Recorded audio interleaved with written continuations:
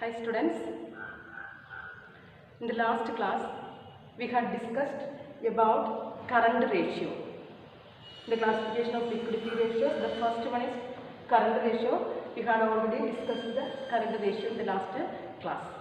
Today we can see what is quick ratio or liquid ratio and super quick ratio. What is quick ratio or liquid ratio? Liquid ratio is the relationship between liquid asset and current liabilities. Liquid asset and current liability can be calculated by dividing liquid asset by current liabilities. Then a question arises, what is liquid asset? എന്താണ് liquid asset?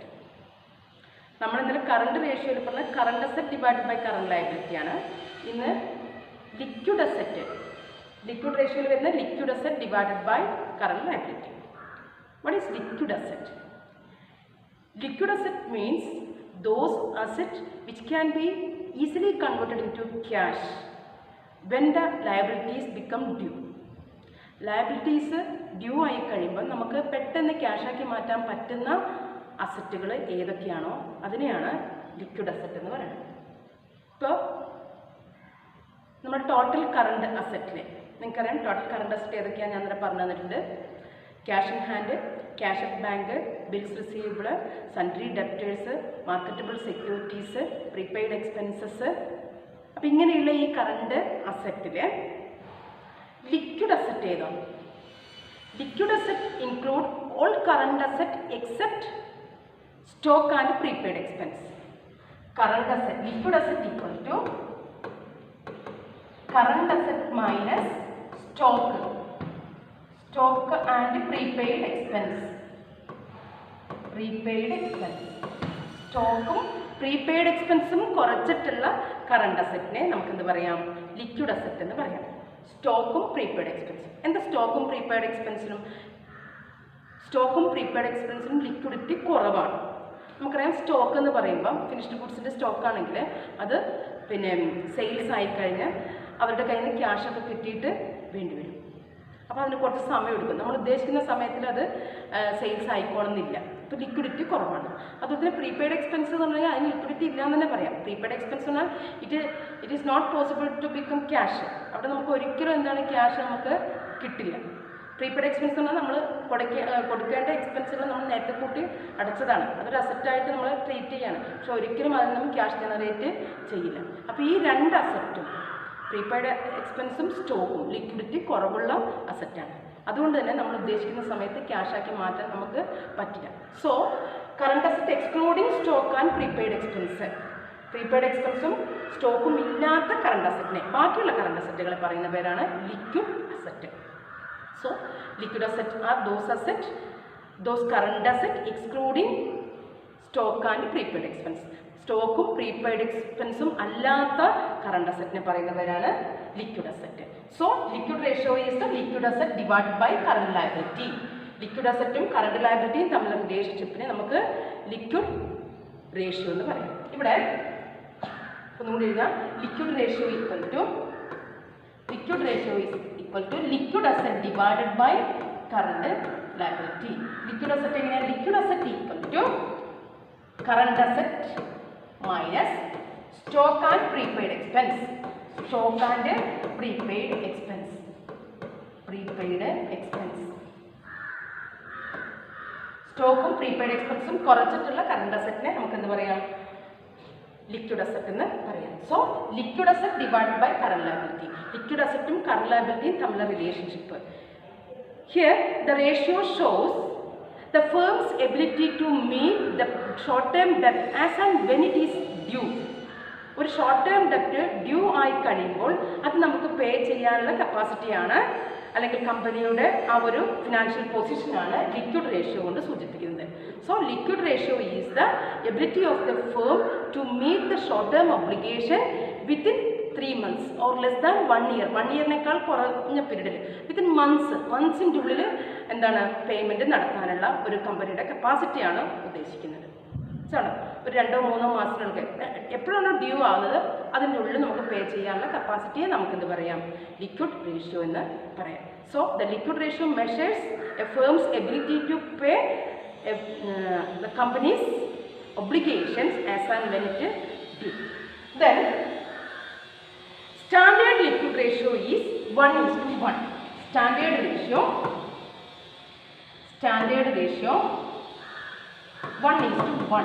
1:1 ആണ് standard ratio. What is the ratio 1:1 means? 1:1 means equal.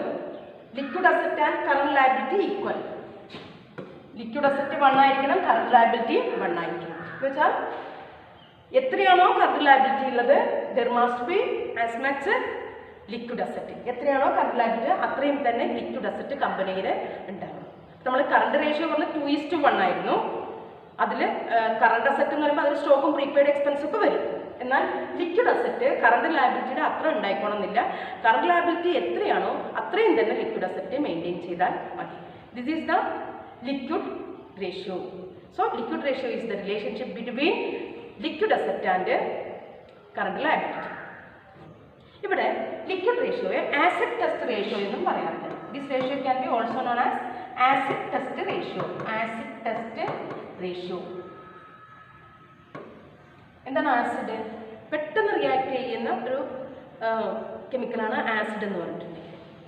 അതുപോലെ തന്നെ ഇവിടെ acid test ആണ്. പെട്ടെന്ന് ക്യാഷാക്കി മാറ്റാൻ കമ്പനിയുടെ capacity measure ചെയ്യുന്നത്. അതാണ് ആസിഡ് ടെസ്റ്റ്.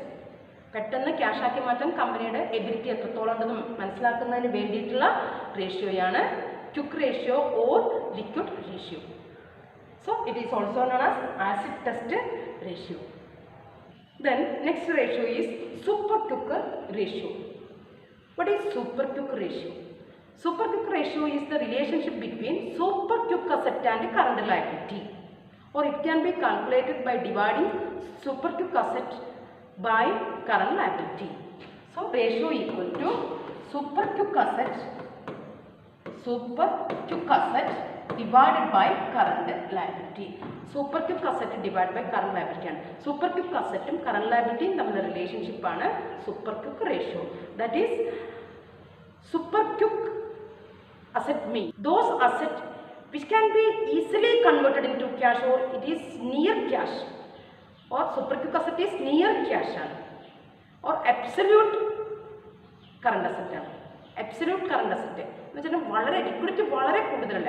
കറണ്ട് അസറ്റ് എന്ന് പറഞ്ഞാൽ തന്നെ നമുക്കറിയാം ലിക്വിഡിറ്റി ഉള്ള അസറ്റുകളെയാണ് കറണ്ട് അസറ്റ് എന്ന് പറയുന്നത്. പക്ഷേ അതിൽ അബ്സല്യൂട്ട് കറണ്ട് അസറ്റ് എന്ന് പറയുമ്പോൾ വളരെ പെട്ടെന്ന് ക്യാഷാക്കി മാറ്റാൻ പറ്റുന്ന അല്ലെങ്കിൽ ക്യാഷിന് തുല്യമായിട്ടുള്ള കറണ്ട് അസറ്റ്. അത് നമുക്കറിയാം cash in hand, cash at bank, short term marketable securities. ഇത് മൂന്നുമാണ് absolute current asset. So these are the super quick asset. The super quick asset includes, super quick asset means asset equal to cash in hand, cash at bank and short term marketable securities. Cash in hand, cash at bank and short term marketable securities. ഇത് മൂന്നും add ചെയ്താൽ കിട്ടുന്നതാണ് super quick asset. ഈ super quick അസറ്റും current ലയബിലിറ്റിയും തമ്മിലുള്ള പ്രൊപ്പോർഷനാണ് super quick ratio. ഇവിടെ നമ്മൾ കമ്പനിയുടെ പേയ്മെൻറ്റ് വളരെ പെട്ടെന്ന് ഒരു ക്യാഷ് അർജൻസി വരികയാണെങ്കിൽ എത്രത്തോളം കമ്പനിക്ക് അത് മീറ്റ് ചെയ്യാൻ പറ്റും എന്നുള്ളതാണ് ആ ഒരു എബിലിറ്റിയാണ് സൂപ്പർ ക്വിക്ക് റേഷ്യോ കൊണ്ട് സൂചിപ്പിക്കുന്നത്. വളരെ ക്വിക്ക്ലി നമുക്ക് ക്യാഷ് ജനറേറ്റ് ചെയ്യാം. പെട്ടെന്ന് നമുക്കൊരു പേയ്മെൻറ്റ്, അർജൻറ്റ് പേയ്മെൻറ്റ് വരുമ്പോൾ എത്രത്തോളം കമ്പനിക്ക് അതിൻ്റെ കപ്പാസിറ്റി ഉണ്ട് അത് മെഷർ ചെയ്യുന്ന റേഷ്യോ ആണ് സൂപ്പർ ക്വിക്ക് റേഷ്യോ. ഇവിടെ സ്റ്റാൻഡേർഡ് റേഷ്യോ പറയുന്നത് 0.5:1 ആണ്. 0.5 എന്ന് പറയുമ്പോൾ ഹാഫ് ആണ്. 1/2:1 അല്ലെങ്കിൽ 0.5:1. എത്രയാണോ കറണ്ട് ലയബിലിറ്റി ഉള്ളത് അതിൻ്റെ പകുതി. ഇവിടെ സൂപ്പർ ക്വിക്ക് അസറ്റ് 0.5ഉം ദെൻ 1 കറണ്ട് ലയബിലിറ്റിയും.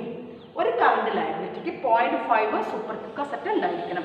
എത്രയാണോ കറണ്ട് ബാധ്യത ഉള്ളത്, കറണ്ട് ലയബിലിറ്റി ഉള്ളത് അതിൻ്റെ പകുതി നമുക്ക് എന്താണ് സൂപ്പർ ക്വിക്ക് അസറ്റ് ആയിട്ട് ഉണ്ടായിരിക്കണം. സൂപ്പർ ക്വിക്ക് അസറ്റ് എന്ന് പറഞ്ഞാൽ cash in hand, cash at bank, short term marketable securities ഇത്രയും ഉണ്ടായിരിക്കണം. ഇവിടെ ചില സമയത്ത് കറണ്ട് ലയബിലിറ്റിയിൽ നിന്നും ബാങ്ക് ഓവർ ഡ്രാഫ്റ്റ് എക്സ്ക്ലൂഡ് ചെയ്യാറുണ്ട്. കറണ്ട് ലയബിലിറ്റിയിൽ നിന്നും ബാങ്ക് ഓവർ ഡ്രാഫ്റ്റ് മൈനസ് ചെയ്യാം. കാരണം ബാങ്ക് ഓവർ ഡ്രാഫ്റ്റ് ഇപ്പോൾ സാധാരണയായിട്ട് വളരെ പെട്ടെന്ന് നമ്മൾ പേയ്മെൻറ്റ് നടത്താനുള്ളതാണ്, ദിവസത്തേക്ക് തരുന്ന കടമാണെന്നൊക്കെ പറയുമെങ്കിൽ കൂടി ഇപ്പോൾ സാധാരണയായിട്ട് ഒരു ബിസിനസ്സുകാർ ബാങ്കുമായിട്ട് സ്ഥിരമായിട്ട് ഒരു ഇടപാടുകൾ നടത്തുന്ന വളരെ ഫെമിലിയർ ആയിട്ടുള്ള പരിചയമുള്ള ഒരു ഇടപാടുകാരാണെങ്കിൽ അവർക്ക് സ്ഥിരമായിട്ട് bank over draft facility provide ചെയ്യുന്നുണ്ട്. അതുകൊണ്ട് തന്നെ അത് നമുക്ക് വളരെ പെട്ടെന്ന് അടച്ചോണമെന്നില്ല. അതുകൊണ്ട് കറണ്ട് ലയബിലിറ്റിയിൽ ഉൾപ്പെടുത്താൻ പറ്റുന്നില്ല എന്നുള്ളൊരു ഭാഗമുണ്ട്. If it is a permanent settlement by the bank it is excluded, current ലയബിലിറ്റിയിൽ നിന്നും എക്സ്ക്ലൂഡ് ചെയ്യുന്നുണ്ട്. അപ്പോൾ സാധാരണയായിട്ട് നമ്മൾ കറണ്ട് ലയബിലിറ്റി എന്ന് പറയുമ്പോൾ ബാങ്ക് ഓവർ ഡ്രാഫ്റ്റും കൂടി എടുക്കാറുണ്ട്. പ്രത്യേകം പറയുകയാണെങ്കിൽ we can exclude bank over draft from the current liability. അപ്പോൾ നമുക്കിവിടെ ശ്രദ്ധിക്കാം, what is super quick ratio? Super quick ratio is the relationship between super quick asset and current liability.